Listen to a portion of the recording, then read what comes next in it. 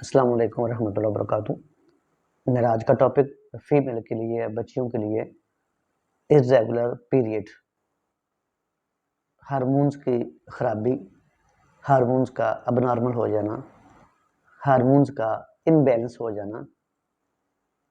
Normal period हम count करते हैं 25 से 35 डेज तक। अगर ये 25 से पहले आना शुरू हो जाए या 35 से ऊपर जाने शुरू हो जाए तो हम इसे हार्मोन्स की खराबी, पीरियड की खराबी काउंट करेंगे।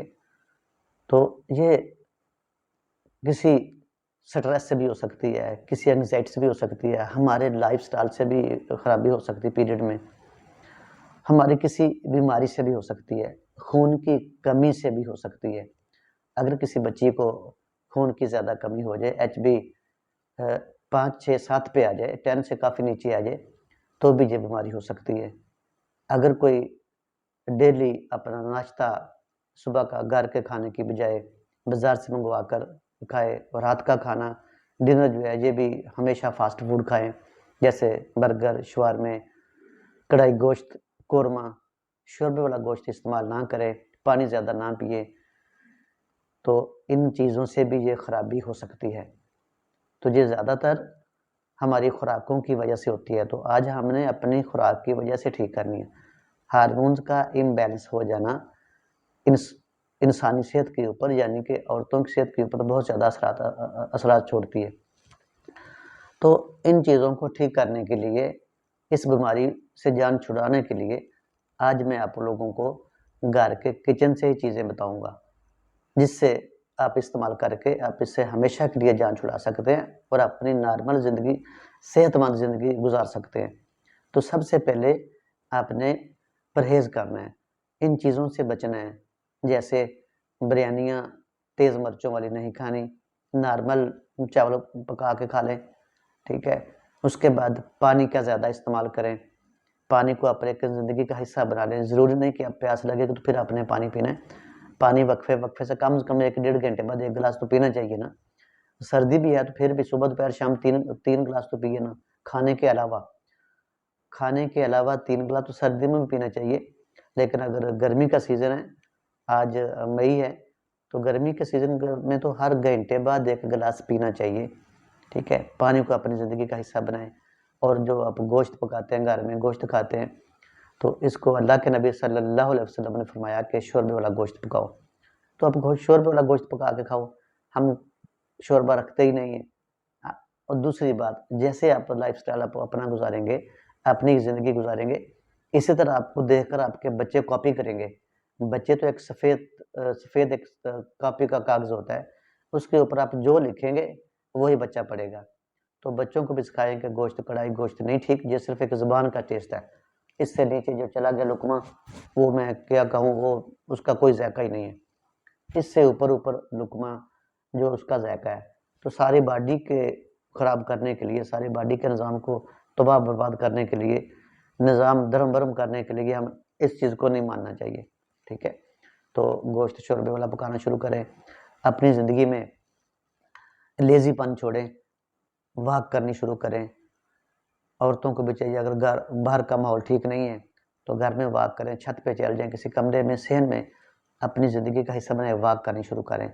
अपने लाइफ़स्टाइल को बदलें, अपनी नींद पूरी करें, रात को जल्दी खाना खाएँ, जल्दी सो जाएँ और सुबह को जल्दी उठें। ये चीज़ें अपनाएँ और ताज़ा सब्ज़ियाँ खाएँ। ज़्यादातर गोश्त को तरजीह ना दें, ताज़ा सब्ज़ियाँ खाएँ, कोल्ड ड्रिंक्स को, बोतलों को छोड़ें, फ्रेश जूस पिएँ, ताज़ा पानी पिएँ, शिकंजी पिएँ, लस्सी पिएँ, ये चीज़ें आपके लिए बेहतर है।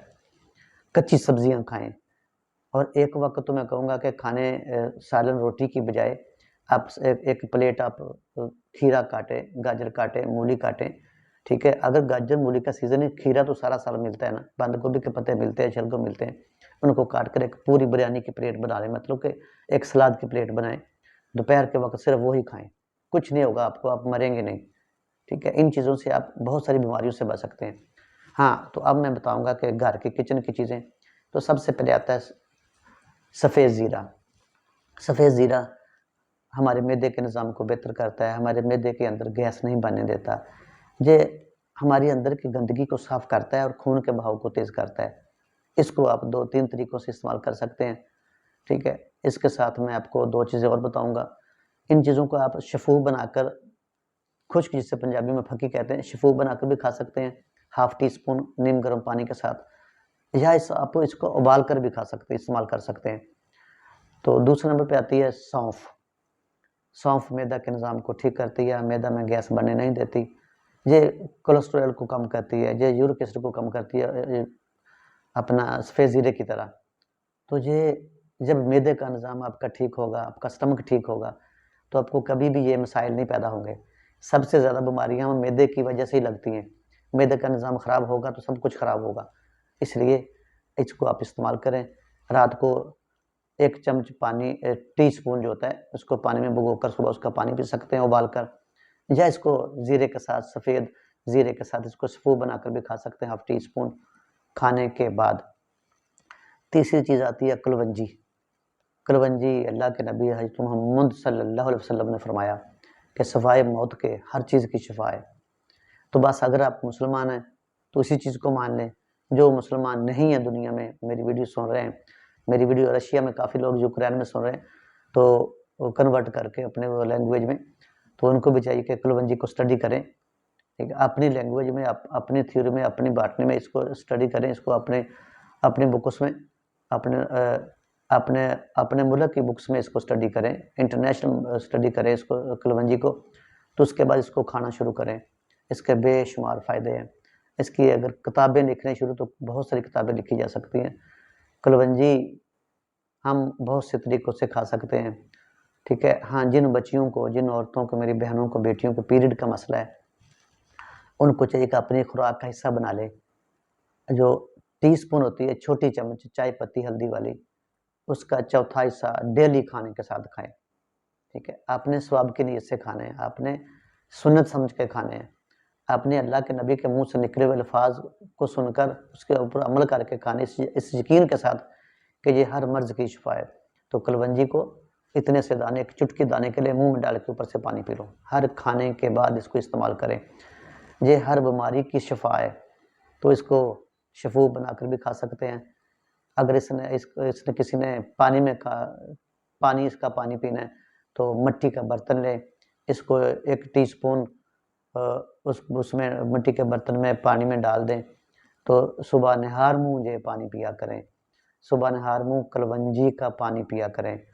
तो कलवंजी के ये जो काले दाने हैं, ये इसमें है ही शिफा है। तो ये मैदा के निज़ाम को ठीक करती है, ये खून के जो गंदगी है हमारे खून के अंदर, उसको साफ़ करती है।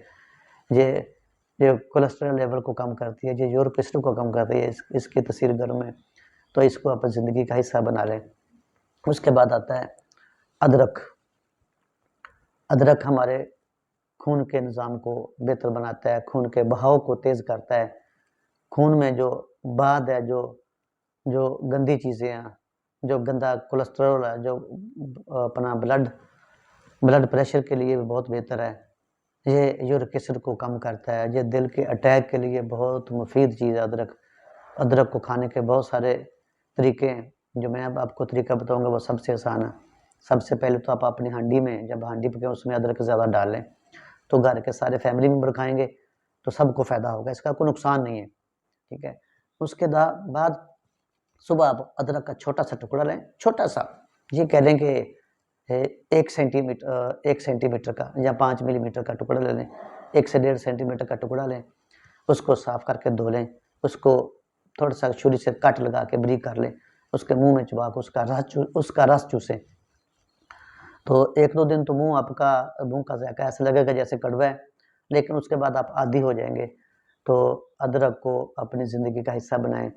इससे जिस बच्चियों को जो पीरियड का मसला है, जो हार्मोन्स की खराबी है, जो हार्मोन्स का इम्बैलेंस हो जाना, इसकी वजह से उतार-चढ़ाव हुआ है। अल्लाह ताला ने एक निज़ाम बनाया है। अगर ये उस निज़ाम से, अगर वो निज़ाम जो औरतों का बना है पीरियड का, हार्मोन्स का, मेंसेस का, हैज़ का, नहीज़ का, तो माहवारी का, अगर वो वक़्त पर आएँ, तो वक़्त पर रुक जाएँ, 5 से 7 दिनों के बाद वो ब्लीडिंग रुक जाए, तो कोई खराबी नहीं है। अगर ये महीने में 2-2 3-3 बार आए, या 1.5-2 महीने के बाद है, 3 महीने के बाद है, तुझे खराबी है। इससे औरतों के बच्चियों का चेहरे पे बाल आ जाते हैं, उसके बाद उसका जिस्म भारी हो जाता है, उसका यूरिक एसिड बहुत ज़्यादा बढ़ जाता है। जो मैंने आज चीज़ें बताई हैं, ये सब चीज़ें मैदे को ठीक करने के लिए, ये सब चीज़ें उसकी अंदर की गंदगी को ख़त्म करने के लिए, ये सब चीज़ें उनके खून के बहाव को तेज़ करने के लिए, ये सब चीज़ें यूरिक एसिड को नहीं बढ़ने देती। इन चीज़ों के ऊपर अमल करें। ये आपके घर की किचन की चीज़ें हैं, तो इससे आपकी ये जो हार्मोन्स की ख़राबी है, जो पीरियड की ख़राबी है, जिसकी वजह से आपकी ज़िंदगी बहुत मुश्किल हुई है, आपके तरह-तरह के मसाइल हो सकते हैं जब ये पीरियड वक्त पर नहीं आते, तो इनके ऊपर अमल करें। ये कोई खाली सुनी-सुनाई बातें नहीं हैं। बहुत से लोग दुनिया में, पाकिस्तान में और पाकिस्तान से बाहर यूरोप और अमेरिका, स्पेशल अरबों में मुझे जानते हैं, जो मेरे पास हेपेटाइटिस बी और सी के लिए आए, जो मेरे पास कैंसर के लिए आए, जो मेरे पास पित्त की पत्थरियों के लिए आए, वो सब जानते हैं। तो अल्लाह ताला 100% शिफा देता है, हमें मांगना नहीं आता है। तो अल्लाह से मांगो, अल्लाह के आगे रुजू करो, अपना लाइफस्टाइल बदलो, अपना अगर आपको कोई स्ट्रेस है, अगर आपको कोई एंग्जायटी, अगर आपको कोई परेशानी आन पड़ी है, तो इसका हल भी सिर्फ अल्लाह ताला के पास है। तो अल्लाह ताला के आगे रुजू करें और माफ़ी मांगें। हम बहुत गुनाहगार हैं, जितना हो सके अल्लाह ताला से माफ़ी मांगो, अल्लाह ताला माफ़ करने वाला है। और मेरी ये वीडियो आज की स्पेशल बच्चियों के लिए, बेटियों के लिए, इन जो मैंने 3-4 चीज़ें किचन की बताई हैं, इसके ऊपर अमल करें, आपको 100% फ़ायदा होगा। अगर फिर भी आप कहें कि जी फलाँ को फ़ायदा नहीं हुआ, तो वो मेरे व्हाट्सएप नंबर पे भी राब्ता कर सकता है, ठीक है? मैं अच्छा तो नहीं, मुझे लगता है कि मैं आप लोगों को कहूँ कि मेरा चैनल सब्सक्राइब करो, मेरा व्हाट्सएप लो, लेकिन फिर भी अगर किसी को कोई मसला ऐसा है, देखो, उम्र उम्र का तयन बच्चियों का मसाइल और हो सकते हैं, जो 40 साल से अबव उनका कोई मसला और भी हो सकता है, हार्मोन्स की खराबी का। हर एक की बीमारी एक जैसी नहीं होती। तो मेरा व्हाट्सएप नंबर है 923216693828। अल्लाह हाफिज़।